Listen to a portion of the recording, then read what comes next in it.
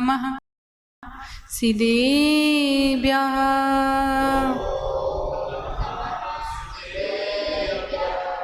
ॐ नमः सिद्धेभ्यः।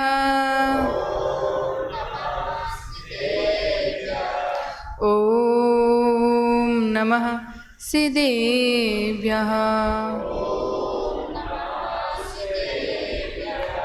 यस्य स्वयं स्वभावाप्ति रभावे कृत्स्नकर्मणा तस्मै संज्ञानरूपाय नमोस्तु परमात्मने।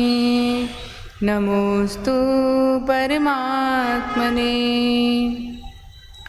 आराधना तपरतः शिव साधनाया सौम्या शुभा सरलता ममता च मूर्तिम् आवश्यकादि परिपूर्ण शिवलक्ष्य दक्षा आर्याविशां प्रतिदिनं प्रणमामि नित्यम्। आर्याविशां प्रतिदिनं प्रणमामि नित्यम्। आर्याविशां प्रतिदिनं प्रणमामि नित्यम्।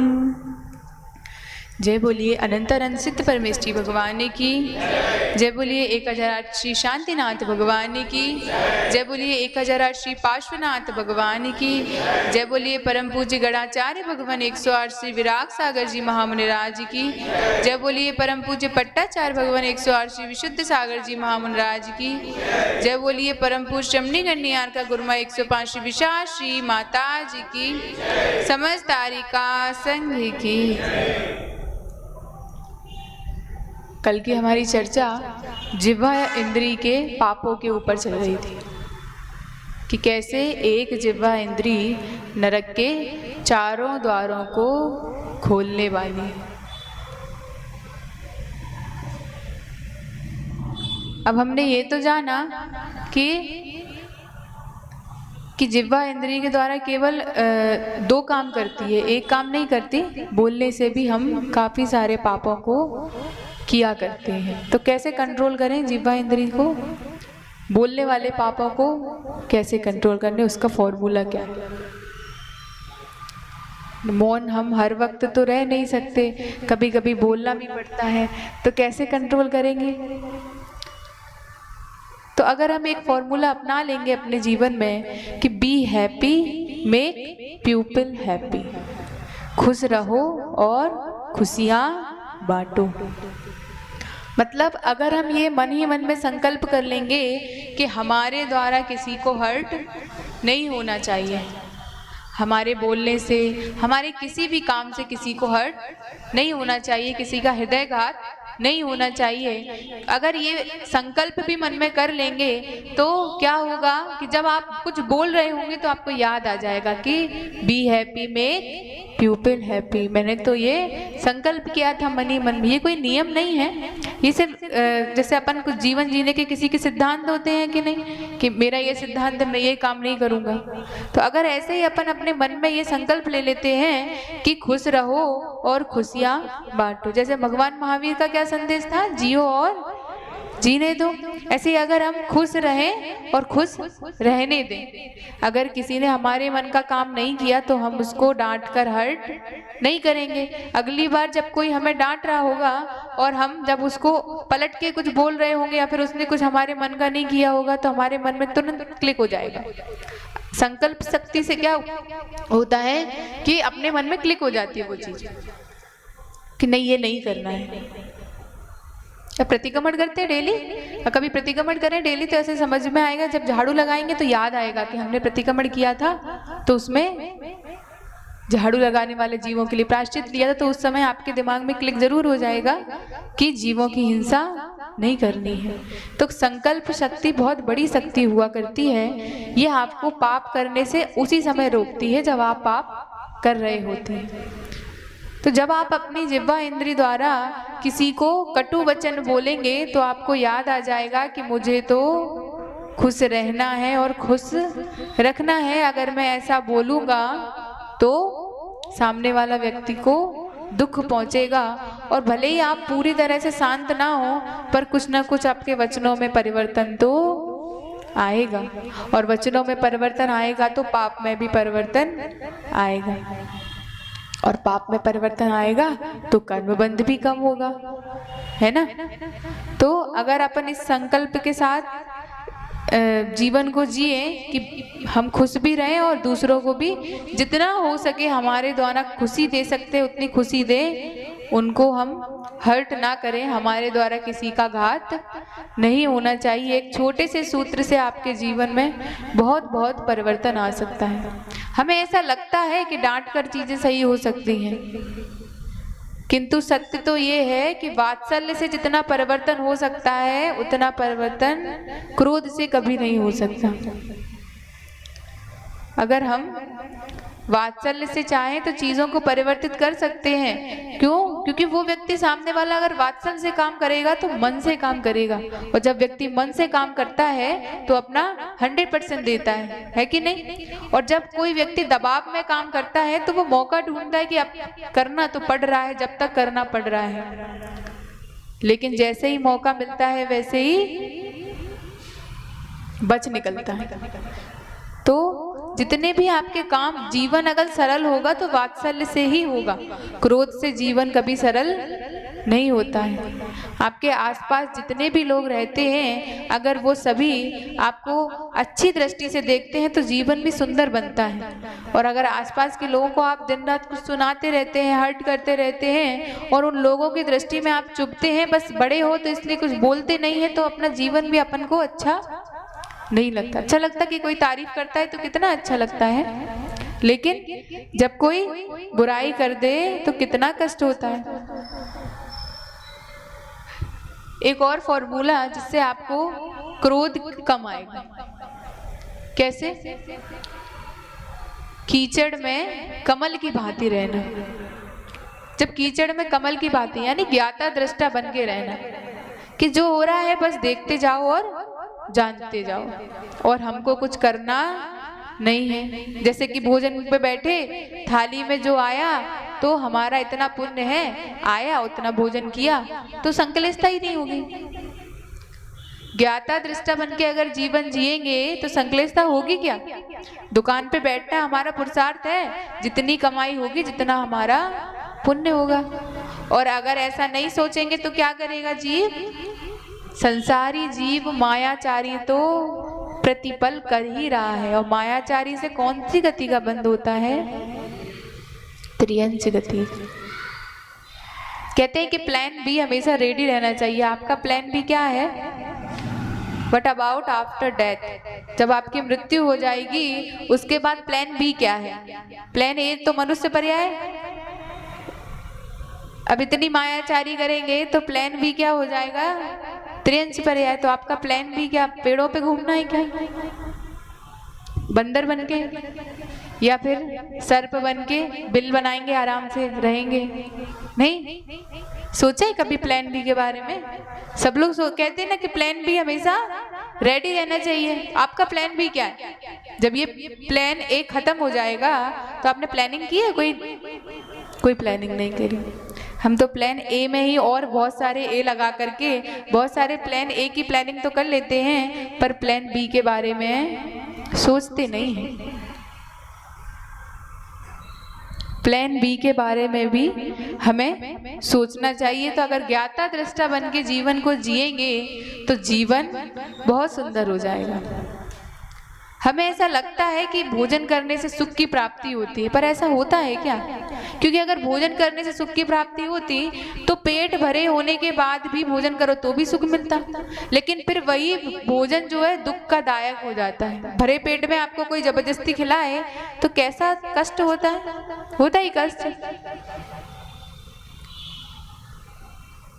नहीं। वो तो अपने जो क्षुधा रोग है उसकी शांति के लिए जब भोजन करते हैं तो उस रोग में जब हमको कोई पीड़ा हो रही होती है उसमें शांति मिलती है तो हमको थोड़ा सा अच्छा लगता है, सुख नहीं है। जिन चीजों को अपन सुख मान रहे हैं वो सुख नहीं है। भगवान की भक्ति कभी ज्यादा कर दो तो कष्ट होता क्या? नहीं होता। क्यों? क्योंकि भगवान की भक्ति करने से तो हमेशा प्रसन्नता ही मिला करती है। लेकिन संसारी जीव विचार नहीं करता। कभी आपका मन चले कि गुलाब जामुन खाना है तो कितने गुलाब जामुन खा सकते? अब आप कहें गुलाब जामुन खाने में तो हमको सुख की प्राप्ति होती है। अब हमने दे दिया आपको 20 गुलाब जामुन, चलो आप 10 खा लेंगे, बहुत ज़्यादा अच्छे लगते होंगे 12 खा लेंगे। उसके बाद वही क्या हो जाता है ऐसा, जो वही गुलाब जामुन आपको कष्ट देने लगते हैं, है ना? तो ये चीजें सुख को देने वाली नहीं है। हमें ऐसा लगता है कि सुख दे रही हैं। अब जिन लोगों ने अचार का त्याग किया है वो कल से दुखी हो जाएंगे क्या? अचार नहीं मिलेगा तो अभी तक तो सुख का कारण था कि अचार के बिना चलता नहीं है। कुछ नहीं, 2 दिन ऐसा लगेगा तो तीसरे दिन से आदत चेंज हो जाएगी। जैसा शरीर को ढालते हैं शरीर वैसा ही बन जाता है। चेंज अगर किसी को करना है ना तो हमें अपने आप को चेंज करना है। मन तो इतना भी खराब नहीं है, मन को चेंज करो तो मन चेंज भी हो जाता है। लेकिन हम चेंज खुद ही नहीं करना चाहते क्योंकि हम चीजों को जरूरी नहीं समझते। जब डॉक्टर किसी चीज को करने के लिए मना कर देता है तो करते हैं क्या? नहीं, क्योंकि वो हम समझते हैं जरूरी हमें ये रोग हुआ है और अगर हम इस चीज का सेवन करेंगे तो हमारा रोग बढ़ जाएगा। श्रद्धान इतना होता है डॉक्टर पर जिनेंद्र भगवान की वाणी जो सबका हित करने वाली है, सबकी कल्याणी है, उस पर श्रद्धान नहीं है हमें। ऐसा ही है क्या? श्रद्धान है जिनेंद्र भगवान की वाणी पर? जिनेंद्र भगवान की वाणी जो हमसे कह रही है कि अबच्छ का सेवन मत करिए, यह आपके लिए हितकारी नहीं है, पर हम उसको जरूरी नहीं समझते।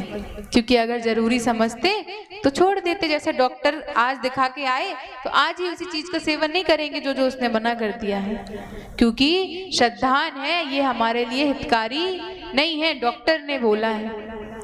तो जो ये 3 लोग के डॉक्टर हैं उनकी बात तो हम जरूरी नहीं समझते।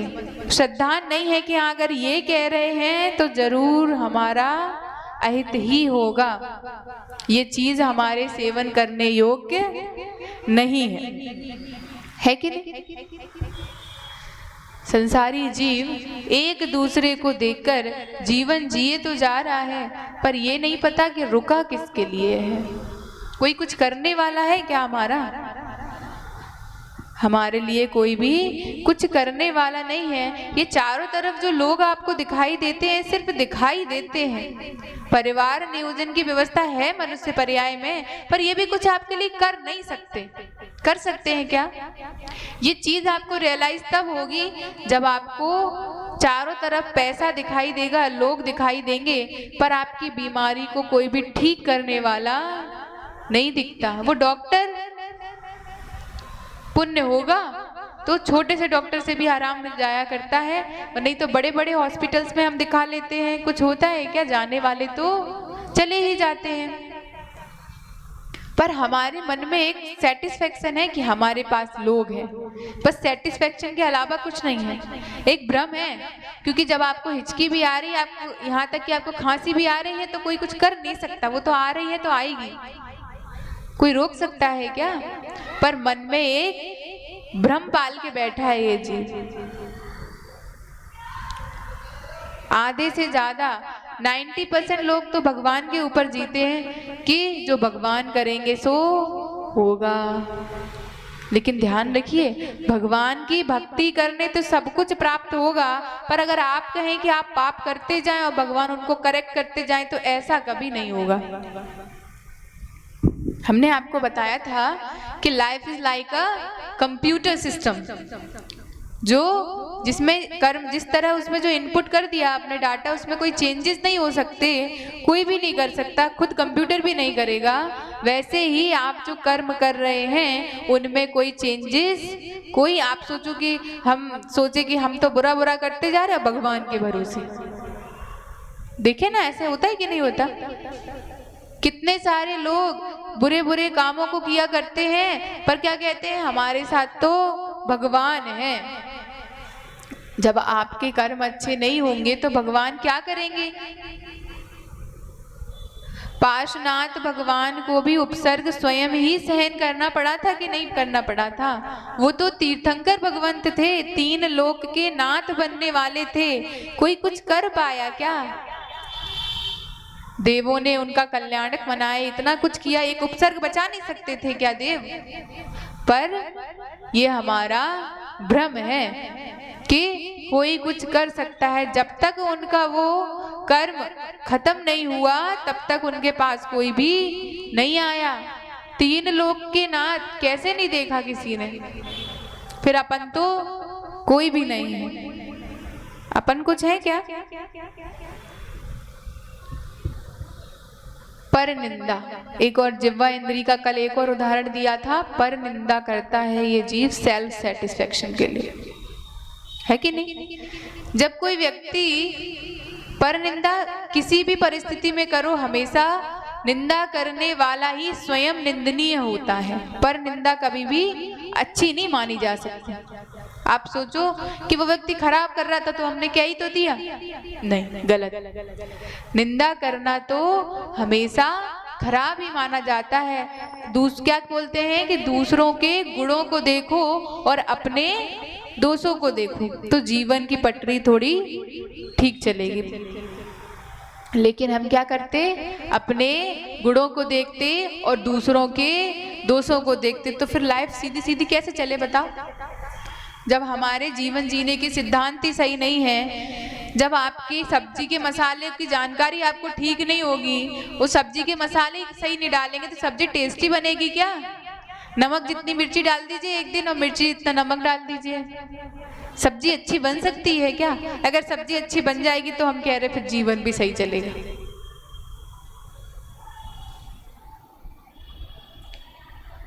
जब तक हमको सब्जी के मसालों के बारे में जानकारी नहीं होगी, कौन सी सब्जी में कितना मसाला, कितना जीरा डालना है, कितनी धनिया पाउडर डालनी है, कितना नमक डालना है, तब तक हमारी सब्जी अच्छी नहीं बन सकती। उसी प्रकार जीवन में जब तक हम ये ध्यान नहीं देंगे कि कौन सा काम कितना आवश्यक है, कौन सा काम कितने विवेक से करना है, ये ज्ञान हमको नहीं होगा। जिस प्रकार मसालों का ज्ञान नहीं है, उसी प्रकार अगर जीवन में इस बात का क्या ज्ञान नहीं होगा कि क्या करने योग्य चीजें हैं और क्या नहीं करने योग्य चीजें हैं, तब तक जीवन भी अच्छा नहीं बन सकता। मौसम बीत रहा है, दिन बीत रहे हैं, घंटे बीत रहे हैं, अगर कुछ खर्च हो रहा है तो वो आप स्वयं। कौन खर्च हो रहा है? पैसों का हिसाब तो लगाते हैं कि इतने खर्च हो गए और इतने रह गए, पर अपना हिसाब लगाते कि कितने खर्च हो गए? प्रतिपल अगर कोई खर्च हो रहा है तो कौन हो रहा है खर्च? हम स्वयं ही तो खर्च हो रहे हैं। और बर्थडे भी मनाते बड़े शौक से कि चलो 1 साल और कम हो गया। आपको जीवन अच्छा नहीं लगता अपना? जीवन के कम होने पर सेलिब्रेशन करते कि चलो 1 और साल कम हो गया।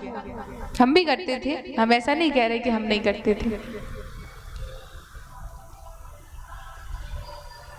इतना कीमती जीवन प्रतिपल खर्च हो रहा है और उसकी ओर दृष्टि नहीं है। एक बार तिजोरी पे दृष्टि ना जाए तो चलेगा, लेकिन जीवन पे अगर दृष्टि नहीं डालेंगे कि कितने क्या खर्च हो रहे हैं, हम कितने खर्च हो गए और कितने बाकी हैं, तो जागरूकता आएगी क्या? अपनी एज को देखेंगे कि कितनी एज निकल गई, कितनी बाकी है, कैलकुलेशन एक एक्सरसाइज दे दें आज के लिए।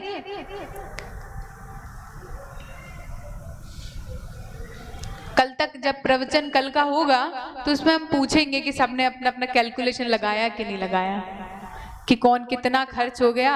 तो चीटिंग नहीं करना, लेकिन नहीं अपनी 100 साल की आयु मान के और फिर कैलकुलेशन, अभी तो बाकी है। कल सभी लोग कैलकुलेशन लगा के आइएगा कि हम कितने खर्च हो गए और कितने बाकी हैं। और जो फॉर्मूला आपको बताया वो फॉर्मूला अप्लाई करके देखेंगे। कौन कौन देखेगा? देखेंगे नहीं देखेंगे? कौन सा फॉर्मूला? खुश रहो और खुशियां बांटो। अरे मनुष्य जीवन में कुछ और नहीं कर पा रहे, अगर हम धर्म मतलब स्वाध्याय वाला धर्म नहीं कर पा रहे, चलो मंदिर में आने वाला धर्म नहीं कर पा रहे, तो जिस जीवन को आप जीते हैं उसमें प्रैक्टिकल धर्म तो कर ही सकते कि नहीं कर सकते?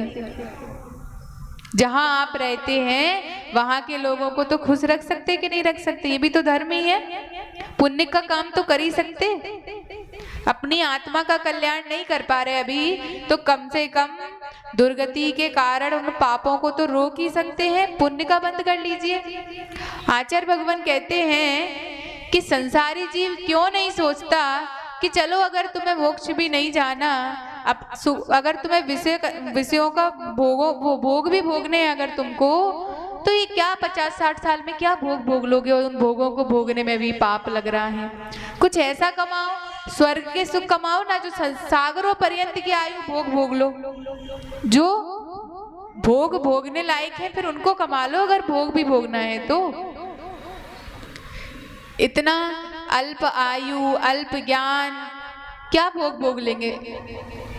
ऐसा कुछ है कि जीवन में बहुत सुंदर देवों का जो वैभव होता है वो तो देवों सा ही होता है। अगर वैभव भी भोगना है तो देवों का वैभव भोगिए, ऐसी कमाई करिए कि हमको स्वर्ग में देवायु का बंद हो, है कि नहीं? अगर भोग भी भोगना है तो अच्छे भोगिए, जो भी काम करना है वो अच्छे से करिए।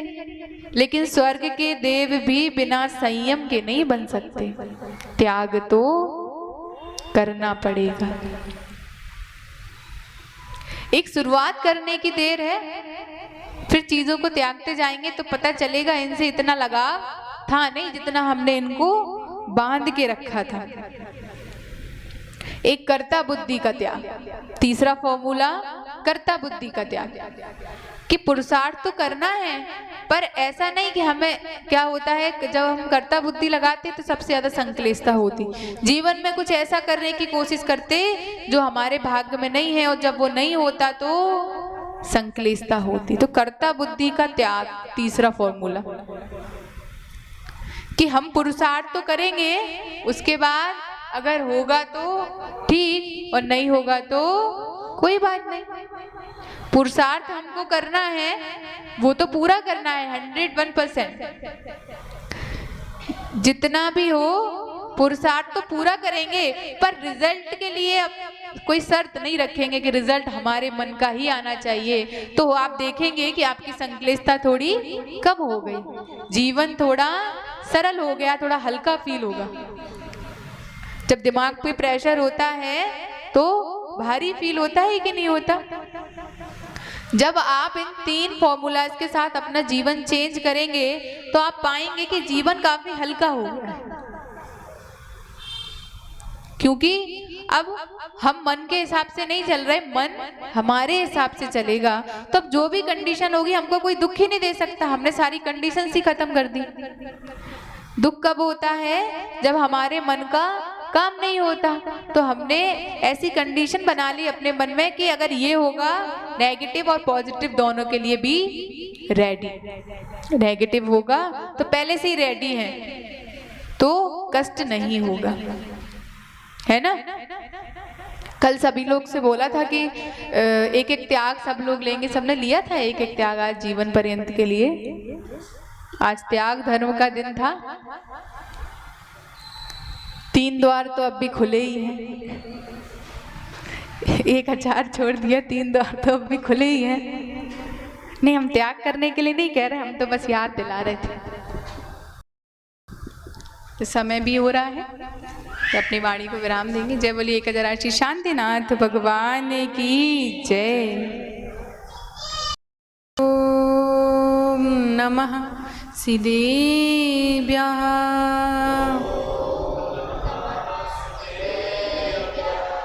ओम नमः सिद्धेभ्यः।